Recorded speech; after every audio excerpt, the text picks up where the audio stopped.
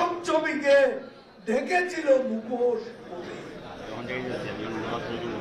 জিয়াউর রহমান সেরকম একজন ভণ্ড মুখোশধারী মুক্তি। এই মানুষগুলোকে কি এটা আমাদের জানতে হবে। এদের চরিত্র উদ্ঘাটন করতে হবে, তাহলে আজকে তাদের উত্তরসূরিরা বাংলাদেশে যে নষ্ট রাজনীতি, সাম্প্রদায়িক রাজনীতি, জঙ্গিবাদী রাজনীতি প্রবর্তন করেছিল, তার ব্যাকগ্রাউন্ড আমাদের জানতে হবে। এদের ব্যাকগ্রাউন্ড জানলেই এদের উত্তরসূরিদের কর্মকাণ্ডের আসল চেহারা উন্মোচিত হবে, যা এখন উন্মোচিত হয়েছে। সেই আগুন সন্ত্রাস, সেই সন্ত্রাস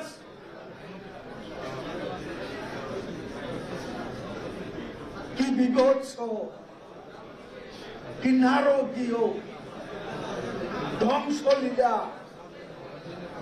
কি তাণ্ডব হিংস্রতা এই বাংলাদেশে আবারও সংঘটিত। 2013, 2014, 2015 সালেও এই নাশকতার বলি হয়েছে বাংলাদেশের অনেক মানুষ, অনেক স্থাপনা।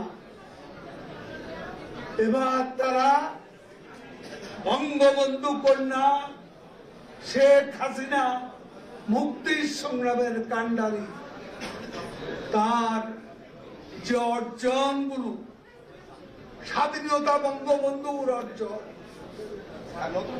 আর মুক্তির সংগ্রামে পদ্মা সেতু সব যে অ্যাচিভমেন্ট গুলো, এই অ্যাচিভমেন্টের উপর তারা আঘাত এনেছে।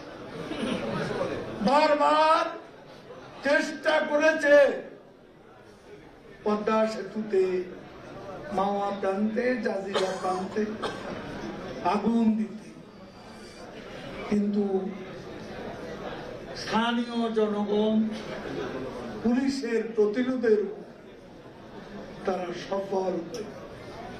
সফল হয়েছে। সেতু ভবনে ঢাকা এলিভেটেড এক্সপ্রেস, হানি ফ্লাইওভার, বিটিভি ভবন, আজকে সেতু ভবন সম্পূর্ণরূপে জ্বালিয়ে দেওয়া হয়েছে। আমাদের ইতিহাস, ঐতিহ্য, সংস্কৃতি ধারক যে বিটিভি, সেই বিটিভিকে ভস্মীভূত করা হয়েছে। এই নারকীয় তাণ্ডবের সাথে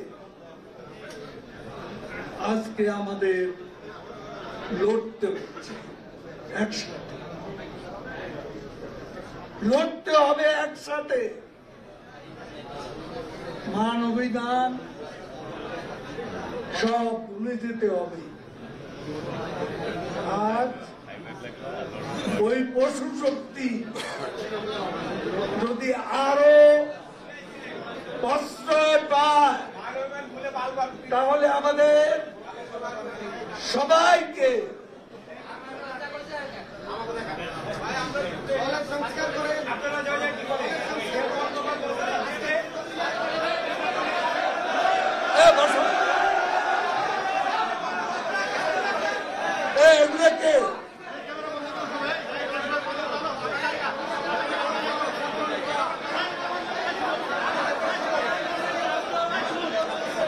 সবাইকে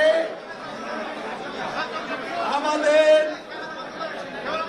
ঐক্যবদ্ধ হয়ে লড়াই করতে হবে।